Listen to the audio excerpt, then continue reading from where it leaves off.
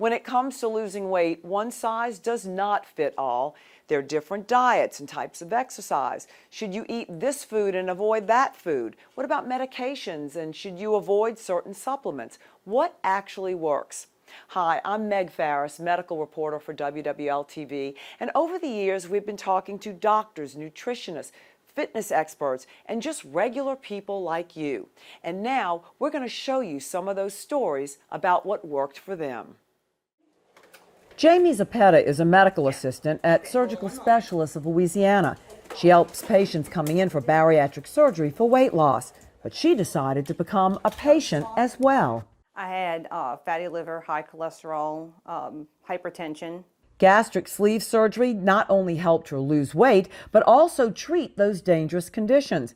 But now a new study in the Journal of the American Medical Association finds a sharp decrease in cancer after bariatric weight loss surgery. Pretty much all cancers across the board, like breast cancer, had half the risk of developing cancer over the 10-year period, where brain cancers and thyroid cancers were 4 times more likely if you did not have bariatric surgery over that 10-year period.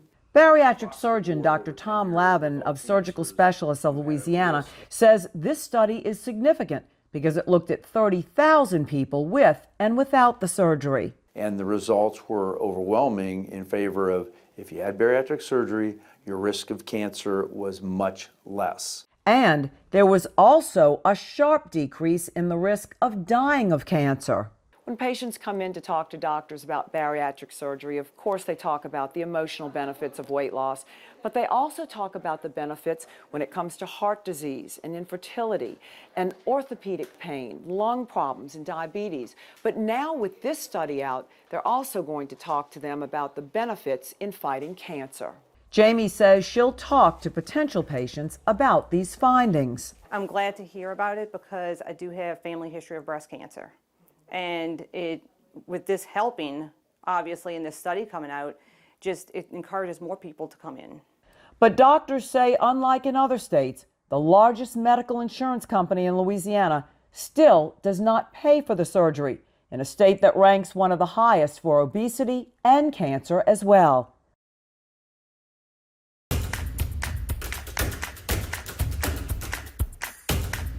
Think about what can we buy at the grocery store to go in our smoothie.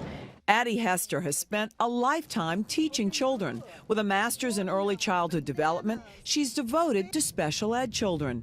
But what she's teaching her grandchildren, Brooklyn and Sean, today is more than a career. It's deeply personal.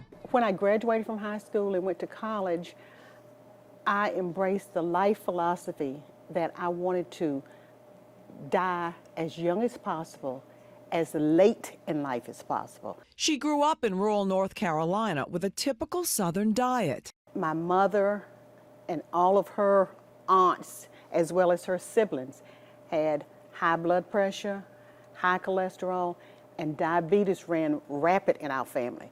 So there were some genetic things, or hereditary things, that I knew that if I didn't do something in life to avoid those bullets, they would catch up with me. Addie, her late husband and sons lived in Baton Rouge since the early 70s. And one day she decided to take what she calls a brave step and enter the doors of LSU's Pennington Biomedical Research Center. And what started happening when you started changing those behaviors? My mindset about foods, how I looked at it, how I made choices, just that unconsciously eating, that driving through to pick up my kids' burgers.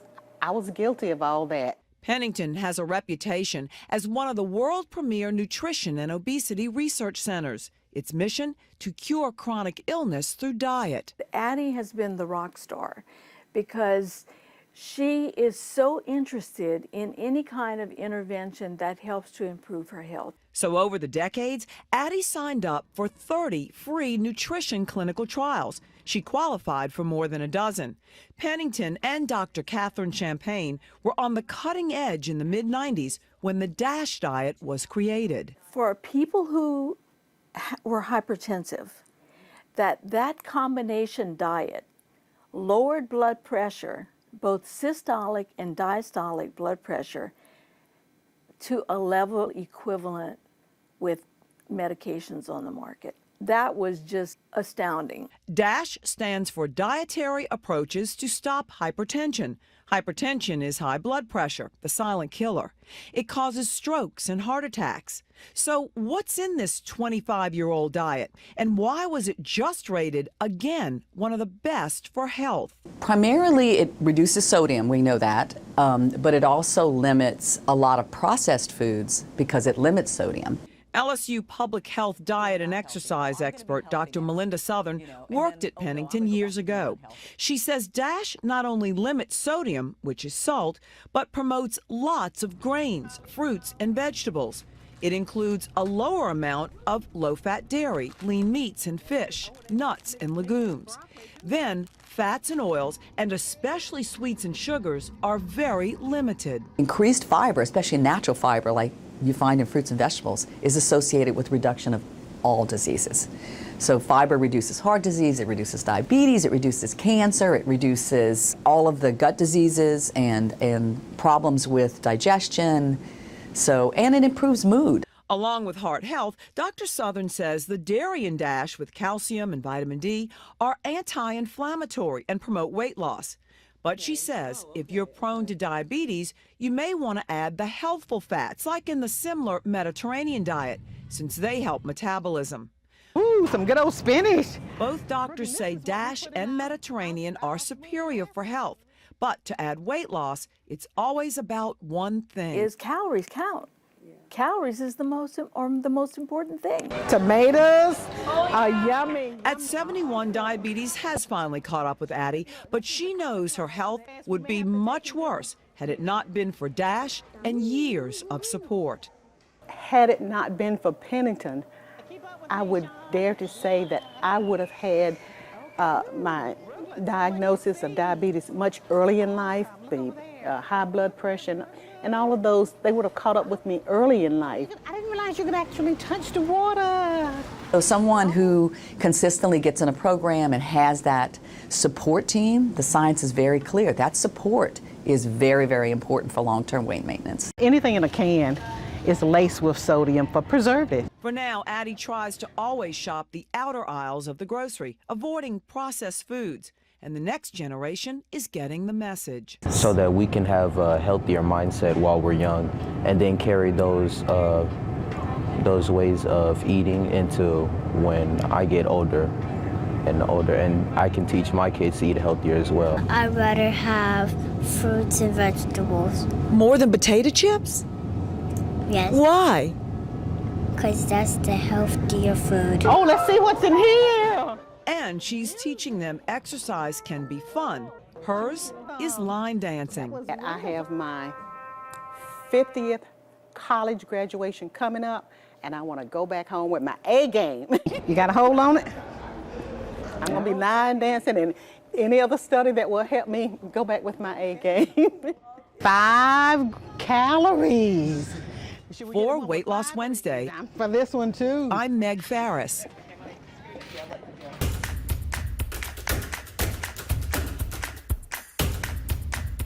If you started exercising and don't see the numbers on the scale moving downward, there may be a reason why.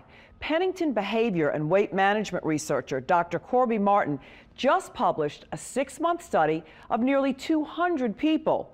One group exercised on a treadmill for 210 minutes a week, burning 1,700 extra calories. At that rate, they should have lost around 10 pounds each.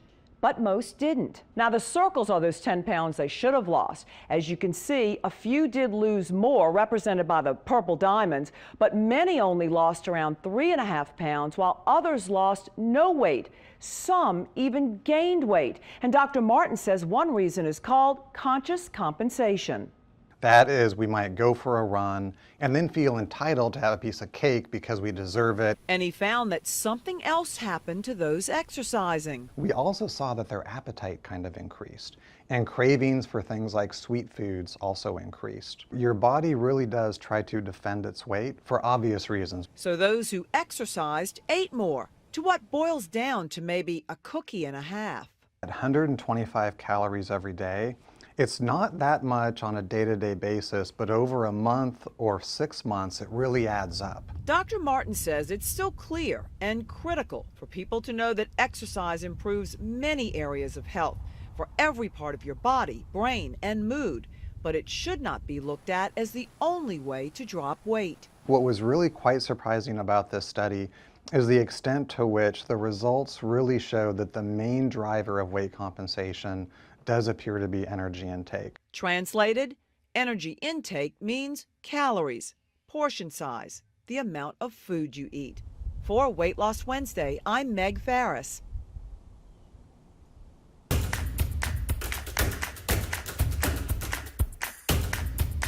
And I'm at the orthopedist's office for my follow-up, and I have to get on the scale, and I'm like, wait, what?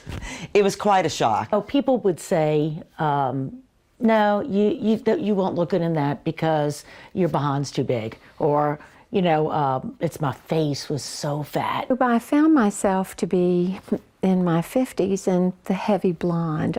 These three women bonded over a weight loss program that they say took off the pounds fast and was easy to follow. Eleanor Dorsey says her weight gain happened fairly recently when she fell, broke her arm, and needed surgery. It was also around the time she lost her mom. It was just a lot more than I ever thought. Like, it was kind of like what I would weigh when I was pregnant. Like, kind of scary, you know? And then 3 years ago, she heard a friend talk about a weight loss program that focused on health with some flexibility. 4 months later, she took the step. I can't tell you what made me pick up the phone this one day, but one day I just knew, like, something has to give. And it did. In the first week, I lost 4 pounds, which was a lot for somebody 5'4". Then the next week, I lost 2 pounds, and I remember coming and telling my husband, this is going to work. I'm going to reach my goal. In a little more than 3 months, she did reach her goal, 25 pounds gone. And then, to her surprise, another 8 came off. To do this program for 4 months and everything needs to be taken in, it was crazy. Eleanor follows Optavia. You eat 6 times a day, 800 to 1,200 calories total. There's a variety of 60 mini meals, or fuelings as they're called, like shakes, bars, soups, biscuits, and pudding, to keep your metabolism revved up. There are customized plans, but most people are on the 5-in-1. Meaning 5 of those fuelings bought from the company and delivered to your home. Then 1 lean and green meal with vegetables and protein to keep you from losing muscle. It's low in simple carbs like sugar and starch, and there's free support, a personal coach for counseling, and an extensive online community. That's good. Coaches can give advice for what to order if you're going out to eat, and there are numerous shared recipes for lean and green home meals. You're encouraged to drink 64 ounces of water a day. How much water would you say you're drinking a day? And get 7 hours of sleep. Eleanor had so many people notice her transformation, she became a coach. Because it keeps me accountable, and it's just very rewarding to help somebody with something that they're struggling with. I mean, I can't think of a greater way to spend my time. Having a weight loss coach is shown to provide the kind of support that most of us need to lose weight, so it is a good thing. LSU health, exercise, and weight loss expert Dr. Melinda Southern says if you stick to a commercial weight loss program, they can be effective, especially over the short term. Long-term weight loss is more rare, but there is science that online and personal coaching like Optavia has lead to weight loss success 2 years later.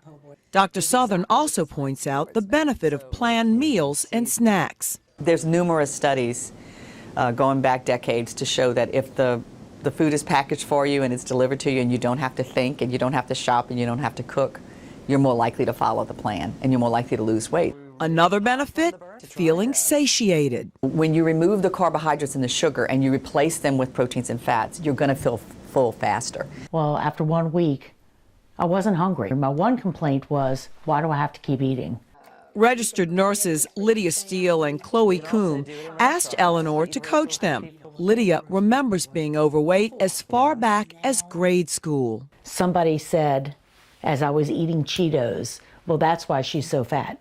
She's a type 1 diabetic and found the 5-in-1 program did not work well for her. So Eleanor got advice and recommended the 3-and-3 program. After that, the weight just started falling off.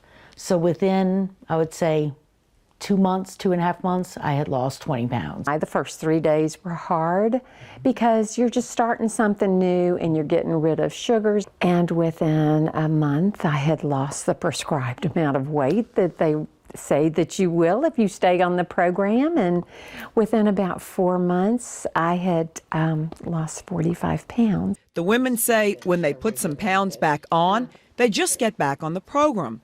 But they do that before any weight gain gets out of control. Chloe's son rewarded her success with a trip overseas to visit him. They call it habits of health. I prefer to call it not habits, but decisions.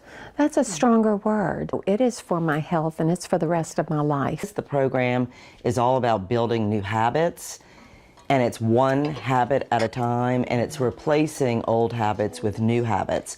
And Eleanor takes her role as a coach seriously. You're sharing, private things. Like, for instance, I have a book where people's weights are written down. If this house was on fire, that's the first thing I'm grabbing. And remember the shock Eleanor felt getting weighed at her doctor's office? Well, not after her weight loss. I thought I was going to cry. I was like, I did it. So, I know how people feel. I feel emotional even saying that, but it's true. Same thing happened to Lydia. And I just smiled because I knew I don't have to worry about this. And the nurse turned and just her mouth just dropped. Oh, and remember the grammar school classmate who called Lydia fat as she ate Cheetos? Well, more than 40 years later, Lydia recently approached him. Said, "Do you remember when you said that to me? Because it lasted with me." He said, "I am so embarrassed. I am so embarrassed. Now look at me and look at you." And the three women are not looking back. Most of their larger clothes are out of the house for good. For Weight Loss Wednesday, I'm Meg Farris.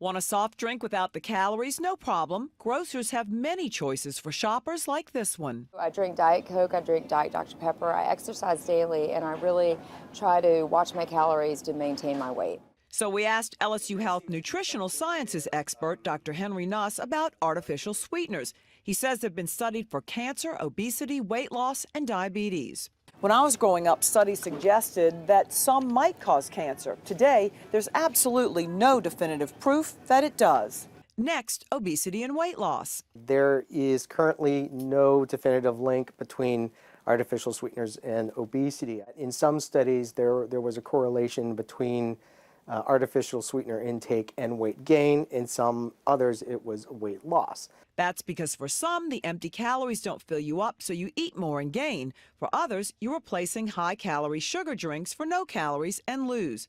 But evidence does show artificial sweeteners may change your good gut bacteria and lead to diabetes. So Dr. Nuss cautions diabetics to stay away from them. Because there's enough research that I've seen to suggest that there may be some link. If you already have diabetes or you're pre-diabetic, why take the additional risk? And while research continues on artificial sweeteners, doctors know the American diet has way too much refined, real sugar. Diabetes, obesity, hypertension, you name it. It's not good. It's white poison. For Weight Loss Wednesday, I'm Meg Farris.